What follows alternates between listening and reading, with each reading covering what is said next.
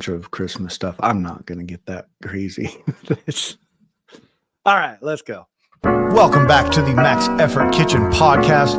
We got a great segment for you. It's called The Athlete and the Chef. So sit back, relax, and let's go.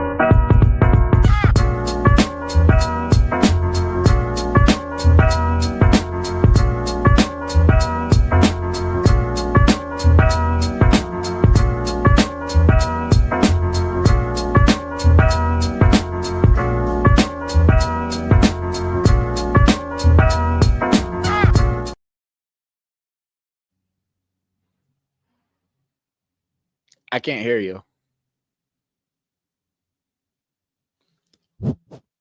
I can't. There we go. There you go. Now I can hear you. That was odd. My Max Effort Kitchen podcast starting out with a bang. Yeah. I don't know why my mic muted. I must have done that accidentally, but whatever. How you doing, Cornell? I'm good. Nice. Just rushed home. Yeah. I decided not to call my wife to see if she wanted food, and I was going to make that decision based on how long the drive-through was at Burros and Fries. Nice. And there was no one in line, so I made the game call decision to go for it, and my mouth is still a little fiery. Love it. If nobody's had Burros and Fries, I think we all agree. Everybody that I know agrees that this place is the freaking best. It is. Just, yeah. It's like they took a niche. So their specialty is fries, but it's like chicken food. So they have burritos, they have tacos, they have all that other stuff. But their niche is they make really good fries and they dump all kinds of stuff on top of it. And it's not like you can get carne asada fries and that's about it. It's like 15 or 20 different options. So good. Yeah, it's a great concept. And post-training, pre-training, whatever, doesn't matter. Just go eat it. It's fun. It's good stuff. We don't have them up here. I don't know if it's a national chain or not, but like I wish we had one up here. It'd be so cool.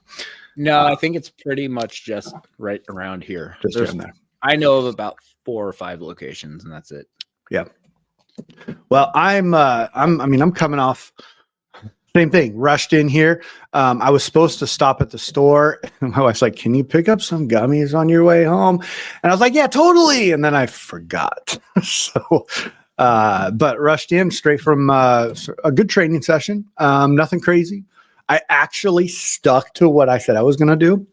And just worked up to my openers on each one for next week. And that's it. And everything moved really good to the point where I hit 100 kilos in the snatch. And I looked at Joe and I was like, you want me to go up? And he's like, nope. And I was like, all right, cool. Thank you. Just probably would have put on at least 103 or 105. So that's good. And we're going to stay there. And everything was moving snappy. Squatted. I think I did a set of 5 at 170 and called it a day. It's a good session. You freeze? You there? Uh-oh, Cornell froze. There you are. I got you.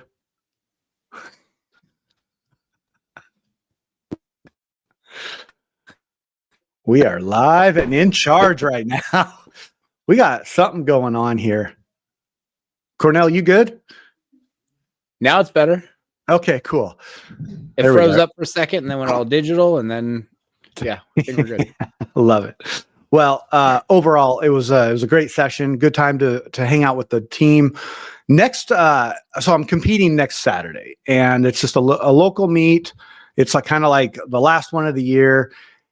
There's some pretty good lifters because it's going to be in there. It's 2 sessions, men's and women's, and each session has about 14 lifters in it, and that's it in one day, and it'll be fun. But I didn't realize that like a lot of the bigger organ lifters are going to be in it. And that seems pretty freaking cool. At least on the female side. Okay. Yeah. So I mean, we're not getting the glimpse of Sester by any means, but yeah, it'll be fun. It'll be a good one. Cool. Yeah. No, that'll be good. I like that they're squeezing one in at like literally the last minute that they could. And literally last. Yeah. I was like, Joe's like, you should do my meet in December. And I was like, yeah, cool. And he goes, okay, it's the 27th. I was like, wow, I don't know if I've ever done that. Last year he did it on the 31st. And I was like, oh, okay. So he always, I guess this is the thing. He always does kind of this last thing. And from what I understand, there's a handful of people, about 5 people in the comp that are just doing it to literally qualify for the Arnold. So, okay. What you should do, have you looked at your rankings for the year? I haven't. You should just see what they are, okay. see where you fall in line, and then see if it's something that you can beat. And then know that no one else can beat you if you beat it. And I end the year with the solid win. I like that. That's kind of fun. Yeah. So let's see. How's training going for you? So trying some new stuff out, and I've been a little bit inspired to try see what I can do. I made a post the other day I just went live, and I haven't posted any of the videos. I did leave the actual whole session on there. It's like 20 minutes. I'd never watch it, but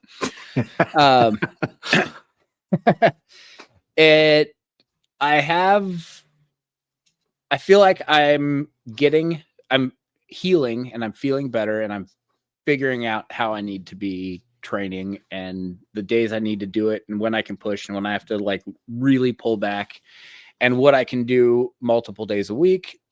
And so I'm talking with my coach about doing a very niche program. So basically what I'm saying right now, I'm done weightlifting as a sport.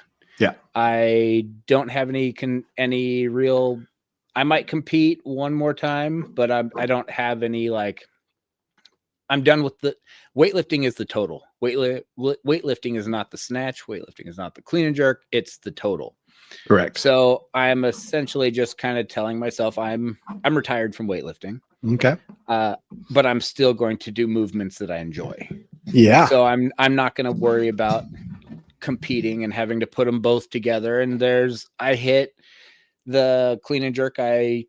The dream for me, the clean jerk, was 175. For so many other people, it's 182, but 3 reds with collars, that was a big enough deal for me where I never thought I would actually do that. And I did. Yeah. Nice. But the snatch, with our old team, I had a competition going where I was trying to push a lot of these guys to hit 125 in the snatch, or they all wanted 120. I'm like, no, you guys got to hit 125. Yeah. Like, stop thinking about 120. Like, think about it in competition where you don't have 2 reds on the bar yet. Right. And there was probably like 6 or 7 people that were chasing that 120. And then I put a bet out there just saying that I wanted to do, basically I was going to buy him a bar, whoever hit it first. Right. But then the part in there was, if I hit a 155 snatch, then I didn't have to, that was basically going to end it. I didn't say that they had to buy me a bar, but I was like, you guys are chasing that, but know that I'm chasing this. And honestly, I don't know if anyone ended up hitting the 125. I left the team probably about a year later. Mm-hmm. And I think I got closer than anyone else on the snatch. I've finished with a 153. That was about a year and a half ago. Okay. But I'm like, you know what? I was weightlifting then. I'm not weightlifting now. I'm going to just chase the stuff that I want. So I talked with my coach about it a little bit, and she's taking a class or something online, or maybe, I don't know if it's in person, what it is, but it's longevity in sport. And it's a way of looking at how to program and coach youth so that they don't get burned out, so they don't get hurt and all that type of a thing by the time they would become a senior.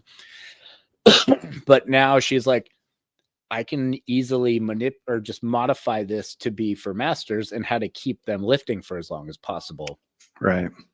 So there's going to be the good part is I'm the test dummy, and I'm going to be working with her, and it's not just going to be, here's your program, go do it. I thought about going to a handful of other people about this, but I'm like, you know what? She knows how I train. She knows when I have to pull back. She knows when I push, and she knows that I'm not faking it and I'm not being lazy. Right.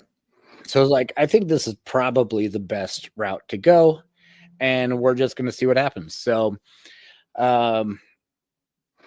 yeah, that's kind of what my goal is. I set yesterday, 2 weeks ago, I think I hit 125. Last week I hit 130. The goal for this week was to hit 130 plus.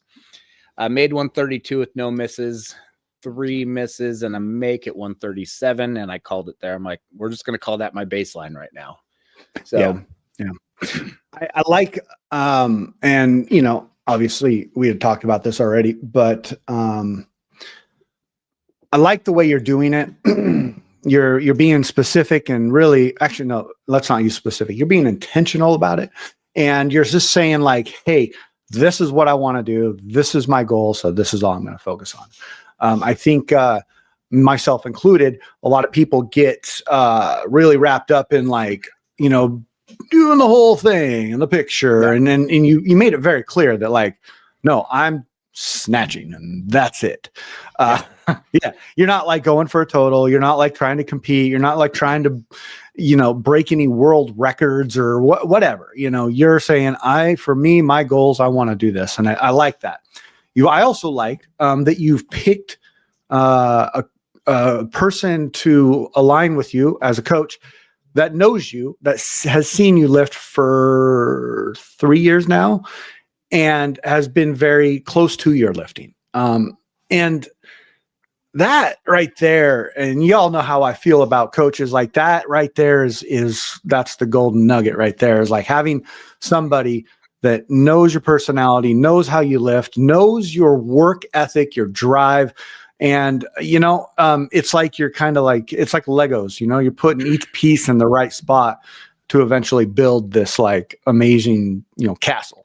But yeah, kind of a stupid analogy, but you know what I'm saying. And I like that. I think that's really, it's going to be fun to watch. It's going to be fun to hear about. And I'm excited to see you do it. Cause you know, the thing about me is I have no doubt in my mind that you'll hit it. You know, but that's just me looking from the outside. So I think it's going to be great. Yeah. I basically said, I don't want to care about cleans. I don't want to care about jerks. I don't want to care about squats. I don't want to care about pulls. I will do what you program in there because I know that I don't necessarily have to do cleans and jerks and that kind of a thing, but I know that I'm going to have to do some pulls. I know I'm going to have to do some squats, but she has also seen how my body just completely falls apart if I overdo any of that.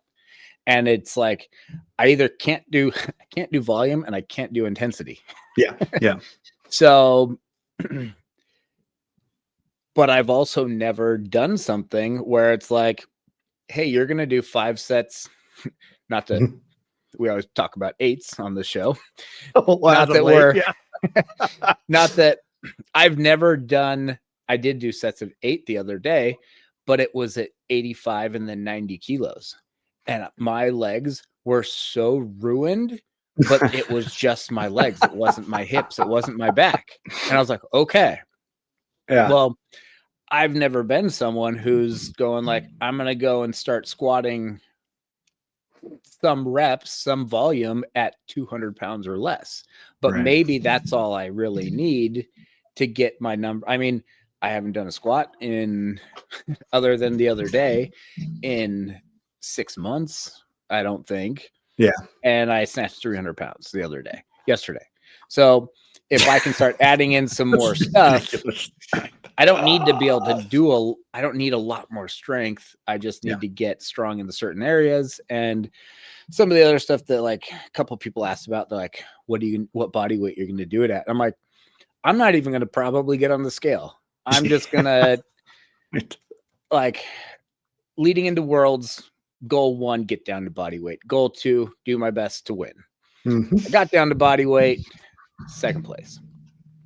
Right now, the goal is I'm not weightlifting anymore. I don't have a weight class. I'm not having something I need to stick to, but I have a goal, and it's not going to be this long. It's not like we're going to be doing this for 2 or 3 years. Like I have an end date that I'm trying to do it by. And then after that, it's going to go back to like, all right, let's get the body back to where you feel good. You're not just strong. Right. And, but I want to be able to have enough body weight on me to recover and to not just feel like I'm dying. Yeah. I mean, that makes sense. And really, like, you're, there's no reason to worry about your body weight except for recovering and feeling good daily. And that's a big thing. You know, Joe said something to me today when I was like telling him, first thing he always asks me, how you feeling? And I told him, I said, I'm lifting strong. I'm the heaviest I've been in a long time, or maybe ever, in this sport. But, I go, my day-to-day sucks. Like, I'm winded. I feel exhausted a lot of the times in the middle of the day. Like, my body weight is just crazy. And, he's like, but, you got to look at it like this. Like, you've gone, since Worlds and to now, and you haven't had any injuries. And he's like, there's something to be said about that. I'm like, Yeah. Yes, there is. I agree with you, Joe. And so, what you're saying is like, you're going to, use body weight as a recovery thing. And I like that. That makes complete sense. And it just aligned, like, it just kind of like lined up in my head as you were saying that to what Joe said. And I was like, oh, that makes total sense. So, yeah, I'm hoping I'm not going to fill out a 110. Yeah. But also, yeah. Also with the weight classes right now, it's like, well, obviously I'm going to be a 110 when I do this, because I'm not going to be a 94. No, you're not. No, you're not. So, well, that's cool, man. And, obviously thank you for sharing that on here, but, I think, there's, it's like, I was talking to, I forget her last name. I know, her first name is Kat, masters lifter woman, has a little doggy, always breaking records and shit. You know who I'm talking about? okay. I think so. I'm just running a blank. I recognize the name, and I remember a dog, but can't put them together. She's at all the big masters meets anyways. She used to be Joe's athlete. She is no longer Joe's athlete, as of like a couple of years ago, but she was at training today, and she hit. What happened? Yeah, no, I know, right? Joe's great. And he's always like, I ask him, I'm like, hey, what happened? He goes, oh no, they're just moving on. I'm like, cool. Or he'll be like, yeah, they broke up with me. So, but we had a quick little conversation as I was like kind of leaving the gym. And I was just like, I went up to her and I said, hey, congratulations. I saw your lifetime PR. And, I think it was at, the Louisville meet. Okay. Cohen? I don't remember which one it was, but it was a Louisville one. And she hit a world record and all-time lifetime PR total. And she like looks at me and she goes, honestly, for the past like year, I thought I was done with weightlifting. She's like, I turned 50 years old. I was like, the age is going to catch up to me. I know it is. And then she's like, all of a sudden, out of nowhere, it's just, she's like, I was lifted in Orlando and I was like on fire. And so I went to Louisville and I said, let's just do this. And she broke some records. She made lifetime PRs. I don't remember what the numbers are, but I know that it was a pretty exciting moment for her. And, I kind of looked at her and I was like, I'm in a little bit of the same spot. I'm 45, but I just hit like in training, lifetime PRs. And I go, I don't know where it's coming from, but like, I don't want to sit there and overanalyze it and just like have fun. And she, she's like, yeah, you just got to like hope it's there next time you touch the bar. Right. Yeah, exactly. And that's really what it's about. Like, you just never know. I'm going into this meet, Saturday, and, I'm like, man, the way I lifted today, I could even take an attempt at like 112, maybe 115. Am I going to do that? Probably not. But who knows, right? Like, could you don't try it, you won't miss it. Hey, how many 120 snatches have you missed? Yeah. None, because I've never attempted. I didn't ask if you've ever attempted. I just how many you've missed. There you go. I like that. And so, like, you're at an age and where you feel like, okay, this is it. I'm done competing, but I'm not done with the sport. And I really, I respect that. And I think that's kind of cool. Like, a lot of people are like, or not a lot, but I've known people who have been like, I'm retiring from this sport. I'm never going to touch a barbell again. And I'm like, man, how do you do that? Just being a part of it, even if you don't touch a barbell and you're a coach or you're just on the side with helping friends or whatever, just you're taking the opportunity to still accomplish and crush your goals. That's cool. Yeah, no, I'm enjoying it. And I know that so much of the stuff that people are constantly like, oh, you gotta keep in mind, you're this age, you can't do this forever. I don't want to put someone on blast, but there was a guy on our team back in the day who he ended up saying it to me, but I kind of called him out on it because I'm like, I heard some people talking that you were saying this. And he basically was like, this guy can't lift these weights forever. He's gonna get hurt. He should stop. He should start pulling back now and be realistic with his age. I have added approximately 9 kilos to that. Yeah. To those numbers in my snatch. Something to be said about that. And if I would have listened to him, and he was someone you should listen to. Let's just say that. Like he had the degrees and he had he had reasons to have this knowledge. Right. But at the same time, you don't know how I feel and you don't know what I want and you don't know what I'm willing to do. Mm-hmm. And I'm willing to try to get to where I want to go until I'm done. Yeah. And dude, like that. I get that. And this conversation sparking a bunch of conversations I just had, whenever I go to team practice, it's like constantly like little bursts of conversations with people that are on the team that I kind of communicate through with online. And then I see them in person and we we come together. But anyways, it's like the idea that, I just lost my train of thought. Where was I going with that? Oh yeah. So the idea that we're all kind of individuals in this sport, and the barbell reacts differently for us on a daily basis. But yet I can't look at, if I put 5 lifters in front of me, I wouldn't be able to say, you all should snatch like this. You all should clean and jerk like this. And this should be your program. And you all will be successful because we're all individuals and our body moves differently. There's no such thing as a template that is going to be great. So like nobody can tell you when you can and can't lift. Like that's just crazy. Like I was just saying, somebody hit 50 years old and just hit a lifetime PR. That's freaking nuts, but it's able to happen. And to put a cap on somebody like that is like, I'm not sure who you're talking about, but I think I know. And I understand why you say that they have like the gravitas behind and all that stuff. But maybe they're just jealous. I don't know. Who knows? I feel like nobody knows what their cap is. Right. On what they're capable of. Right. But the easiest way to not ever find out is to start telling yourself that like, oh, I don't want this to happen, or this is good enough. And it's like, no, like if you really want to push, you need to push. And there's going to be definite sacrifices that are involved with these things. And Yep. But I'm monitoring so much of my life now where it's like I have sleep monitoring. We're watching my kidneys, we're watching my blood pressure, we're watching all of these different things that are just going on in my life that are unfortunately part of getting older.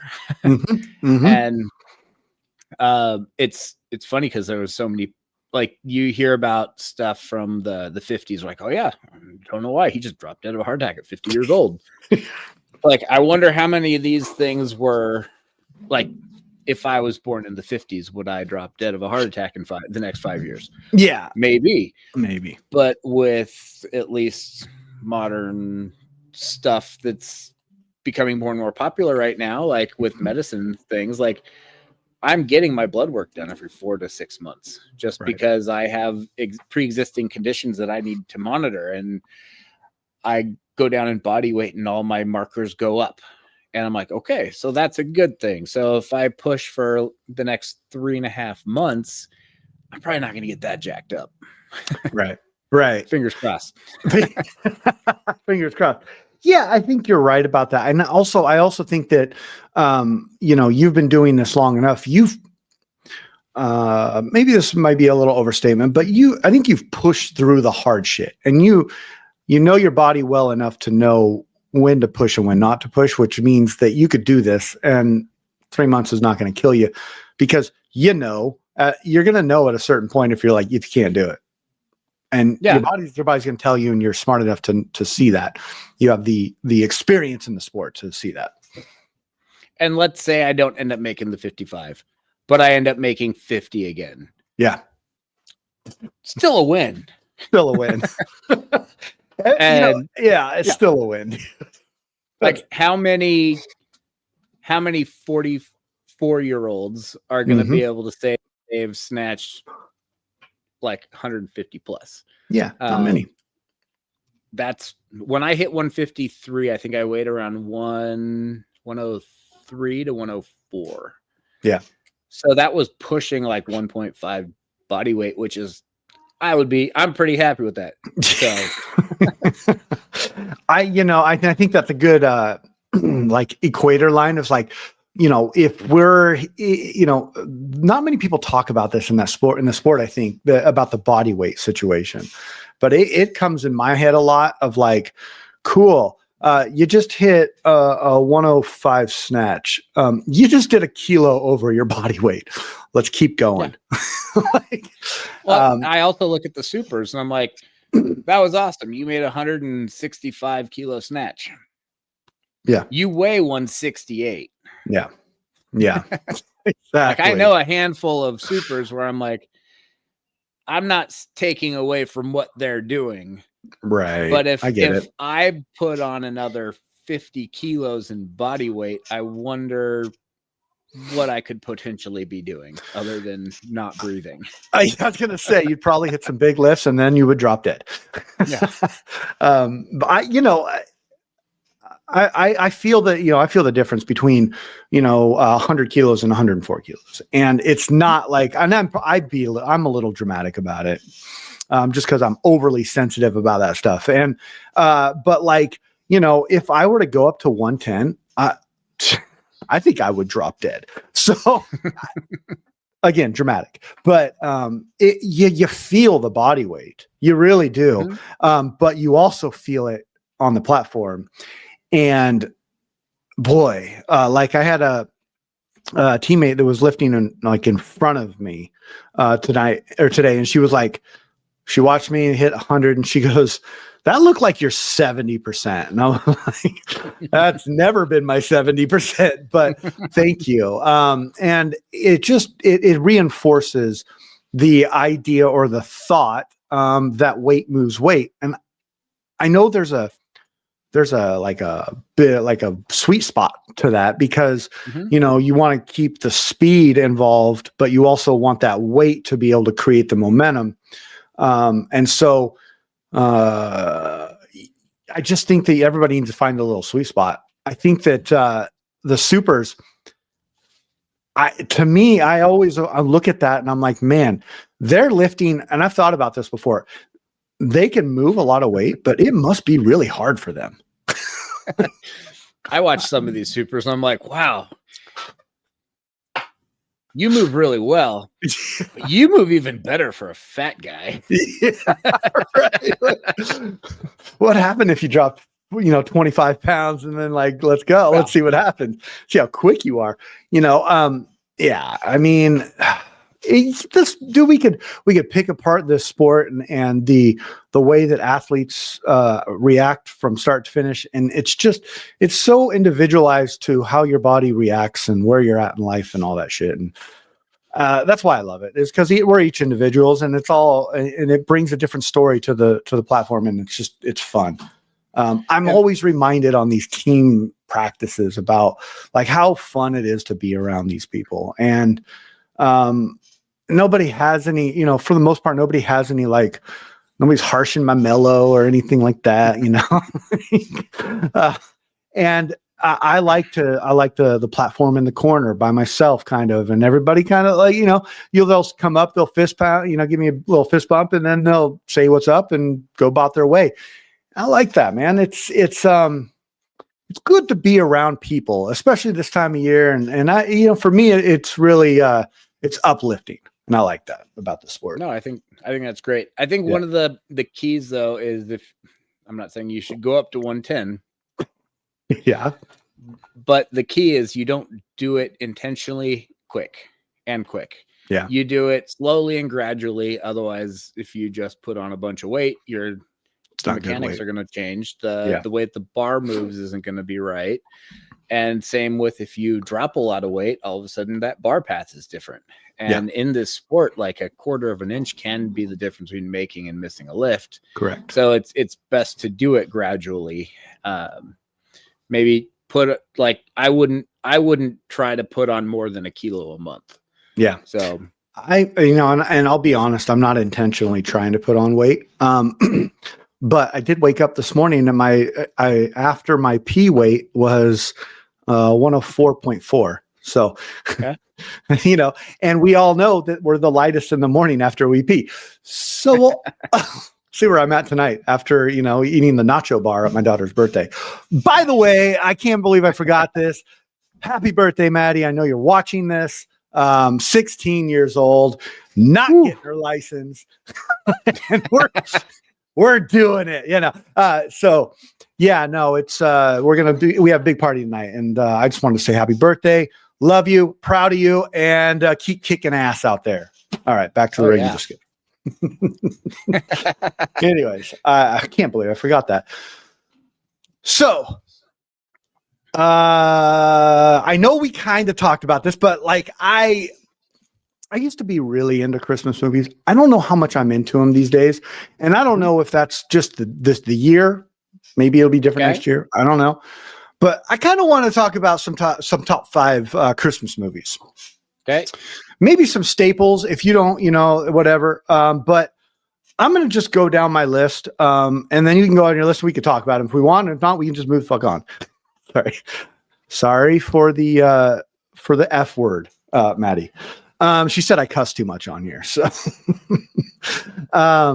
first movie. She's 16 now. I know. She's like basically an adult, right? No. Yeah.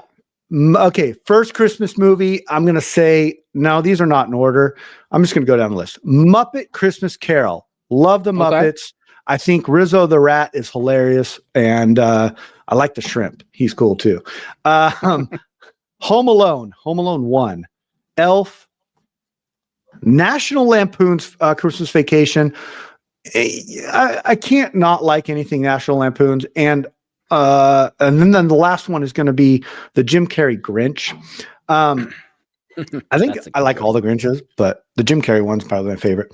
Now, I want to say that these are very specific movies. I only watch them one time a year, and it's one of those things that like. Movies these days are like 3 hours long. These movies are like 86 minutes long. And I love that. Definitely a nice part. Yeah. So there's that. There's my list. Cornell, do you have a list, or do you even do the movies? So I just scanned through. I just put in like top Christmas movies, and then I just scrolled through it, and I'll just say I knew I was going to say Elf because that's a modern classic. Like that. I agree. It's probably one of the newest ones that will go down as being like a totally great one. Yep. Home Alone. Yep. That's probably definitely one. The other part that I like about Home Alone is you don't have it's a movie you can watch any time of the year still. You can. Yeah. I wouldn't necessarily watch it just at Christmas time. Elf, the typical, I mean, I really like the Die Hard movie, but Nice. I'm not saying it is or isn't a Christmas movie. It's just a movie that takes place in Christmas. Okay. Nightmare Before Christmas. That's probably one of those ones that there's a range of time. That's after you can start it on Halloween and you can watch it through Christmas, and any time in that area it works. Love it. And then you're just classic stuff with like Frosty and Charlie Brown and all that stuff. That counts too. Yeah, Charlie Brown, the claymation Rudolph. The cool thing, Nightmare Before Christmas is one of our family's favorite movies, and it really started with Jack. Like, he started getting into it. We started watching it pretty regularly, and then every year we do one of our advent calendars is always a Nightmare Before Christmas, and we've got some really freaking crazy Nightmare Before Christmas advent calendars that are like big old pop out like structures, and it's like it's always fun. And Alana's like dead set on like, nope, that's our advent calendar. I was like, okay, that's cool. Here's the thing. Christmas movie can be anything you want it to be if you just watch it during this time of year. Like the whole idea of like, no, that's not a Christmas. No, get out of here. Like, if it's something you watch and it's a tradition around this time of year, it's a Christmas movie. I don't care if it's like Friday the 13th. If you watch it in this time of year because of Christmas, like, cool, have fun with that. Yeah, there was when all the like superhero shows were coming out on Disney Plus. I think it was the Hawkeye. They had a whole like season, and it was all at Christmas, and that one was really good too. See, and that's it. Like right there, whatever. Like you remember doing watching and stuff like that. So I like that. Well, I was going to say something else about the Christmas movies, but I think overall, it's a fun time of year to do these kind of things, and I love this. I like this month. It's just one of my favorites. We don't have a ton of family that we go around, but this year we're spending our Christmas Eve after the afternoon mass, and then we're going over to a Filipino families, are really close friends. They've invited us to see what that's all about. And so we're going to go hang out with probably 20 some Filipinos. They're going to be like a galore of food.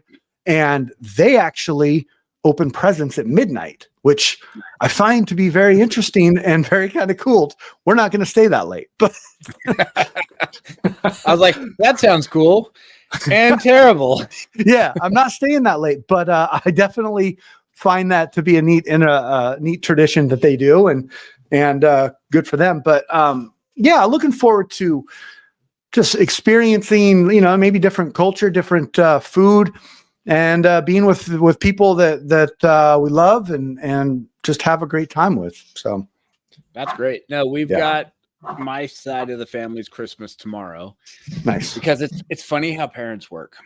Yes, it is. My parents, they were very big on, like, the whole time we're growing up, like, hey, don't let your in-laws push you around. When you get married, you have to set your own boundaries, and Christmas is for you and your family. It's not supposed to be something that you have to drive around and hit all these different places, and like, make sure you're firm with them and they understand. And it's like, cool. Yeah, got it. Yeah. Right. Get married. Don't really have anywhere to go. So yeah, we go to hang out with my parents and my wife's parents on Christmas, have a kid.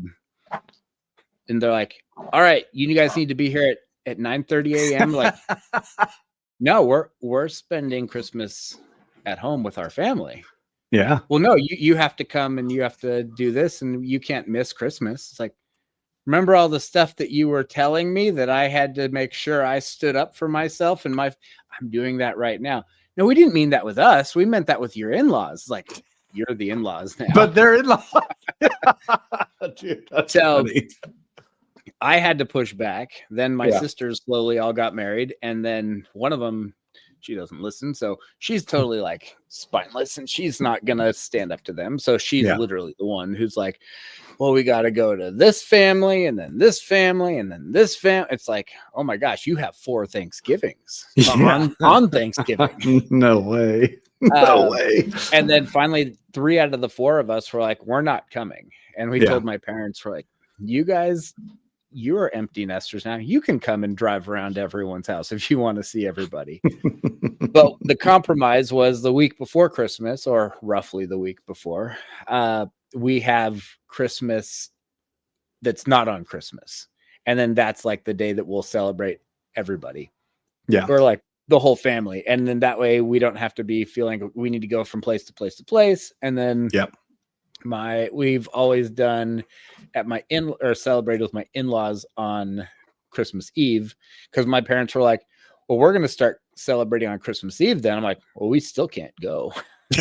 I know. Right? Like they were the ones who kind of backed away from you guys and said, how about we just get Christmas Eve and then they can have Christmas Day, like when we first got married before kids. So it was like, yeah, they took the back seat on that one, and we're going to continue to give them that seat. So Let me ask you this, because I tried this once for a Thanksgiving back in the day. Have you ever combined? Like everybody one day, one house, or just Christmas? Or we have. Okay. We have Thanksgiving. Okay. But what we normally do now for Thanksgiving, because my in-laws, they're quieter people, and my real family, my blood relatives, they are partiers. And not like partiers like they're getting drunk and everything, but I think we've talked about this, about that Thanksgiving that I kind of put my foot down with them. Yeah. One year we showed up 65 people. And I'm like, I don't know half these people. Wow. And holy I was like, this is terrible. So then the next year I was like, who's coming this year to Christmas? And they're like, same people as last time. I'm like, this is way too many. Why don't you guys have like your Friendsgiving and then your Thanksgiving? Like, no, we don't want to do that.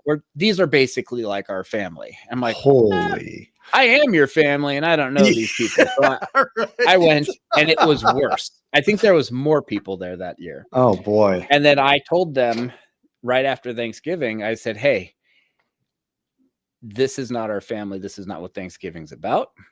If you're going to do this again, we're not coming next year. Yeah. And right around beginning of September, they started talking about Thanksgiving, and they're like, I was like, well, who's coming? Oh, same people as last year. I'm like, cool. Hope you guys have a fun one. Like, I was like, they're all coming. You want to see if your family wants to go on a cruise? Yeah, goes, I know, right? Yeah, let me throw a text out. Like within 30 seconds, they're both like, that sounds awesome. Booked a cruise. Nice. Talked to my parents about a week later, and we're like, so like all those people from last time are coming again? Like, yep, it's gonna be amazing. Like, cool. Well, they're all here, so we're not going to be there. You're not going to miss us because you have all 65 of them. We're going on a cruise with my wife's family. And they're like, what? And basically from that point on, it's been only the 22 of us. Only the 22. Dang, dude. That's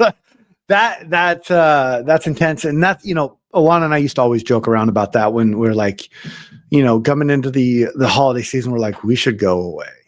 Like, let's just plan a vacation now and let them all know we're not going to be there. And, life kind of worked that out for us, I guess, in a weird, dark way. I would say the only downside when we went for Thanksgiving is you go on a cruise. They don't care it's Thanksgiving. No, they don't. Like, you didn't know it was Thanksgiving.